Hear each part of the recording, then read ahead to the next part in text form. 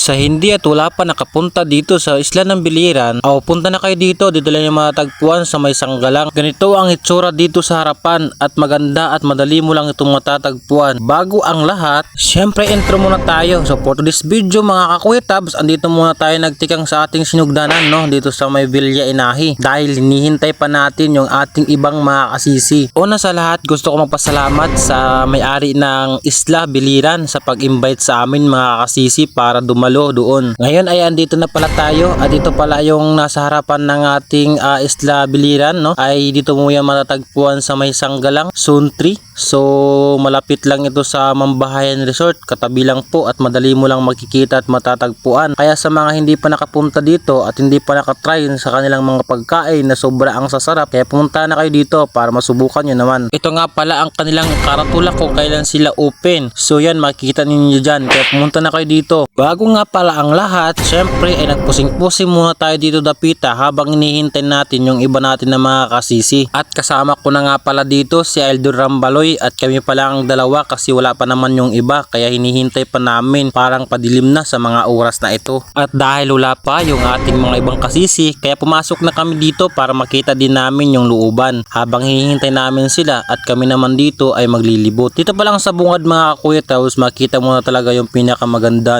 kasi makikita mo talaga yung nasa loob. Kaya bago kami pumasok dyan sa loob ay iikot muna kami dito sa pinakalikod. Ito nga pala yung may-ari at kaya pagkadating namin dito sa may likod, ito yung nakita at nabungad sa amin. May banda nga pala dito kaya hindi talaga kayo mabuburing kasi kahit anong gusto nyong request ay pwede nyo i-request dyan habang pinapakinggan niyo sila. Dito na-express ako dito sa mga payag na ito or tawagin kong cottage. Napakaganda, pinag-isipan talaga bago nila gawin to. Sobra napakaganda. Kaya si Eldor Rambaloy dyan, kumukuha din siya sa mga video. Kaya sa mga hindi pa talaga nakapunta dito, punta na kayo dito. Hindi kayo magsisisi. Sobrang napakaganda at napaka-peaceful dito. Na kahit anong request nyo sa banda na ito ay pwede. Kaya ano pa't hinihintay nyo mga kakuya tabs sa mga hindi pa nakapunta dito. Dito lang po yan sa may Sanggalang. So pumunta na kayo dito. Kaya masarap ang mga pagkain nila dito. Magsiserve talaga sila sa inyo. Grabe, hindi ako makapaniwala. Dati napapanood ko lang ito. Pero ngayon ay nakapasok na ako. Kaya maraming salamat sa may-ari nito sa nag-invite sa amin. Bago nga ang lahat, andito na nga yung ating mga kasisi. Andito na si Idol Amor Power,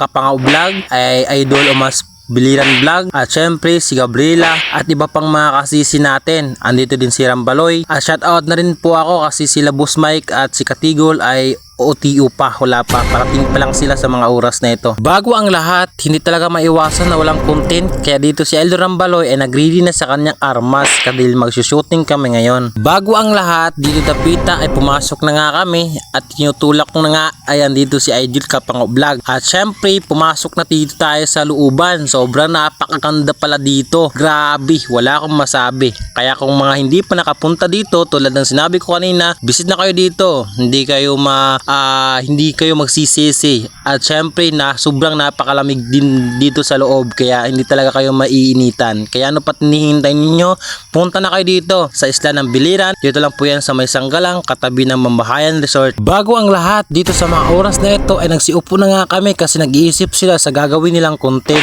Una-una magpasalamat ako sa God kay gitagaan tayo sa maganda nating pangatawan at syempre sa mga pang-araw-araw natin na mga ginihimo. So talagang salamat Lord, hani mo paggabay haamon. At syempre nakabot kami ininhi nga lugar ini nga Isla Biliran. So tamot nga salamat hantag ini nga nag-invite haamon. Kay nawat ako nga ini nga akon ginsulod nga kailangan na social media. Kay nawat ako puhon nga maging successful gyapon kita. So damo salamat Lord. At pagkatapos namin gumawa-gawa ng content doon sa loob, kaya nagsilabasan na kami, pumunta na kami dito sa pinakalikod dahil dito nakita niyo naman kanina napakaganda talaga dito. Lalo na to mga cottage na ito at may banda pa nga dito. Kaya dito na kami, pumunta na kami dito sa likod para ay makita din nila Idol Omas yung nasa likod niya. At syempre ay may banda nga dito at nag-start na rin sila sa mga kanilang mga music na mga malulupit. So may mga tao na nga pala dito, kaya shoutout na rin po ako sa lahat ng mga nakilala sa akin. Kaya sa mga hindi pa nakapunta dito, ilang ulit ko sa inyo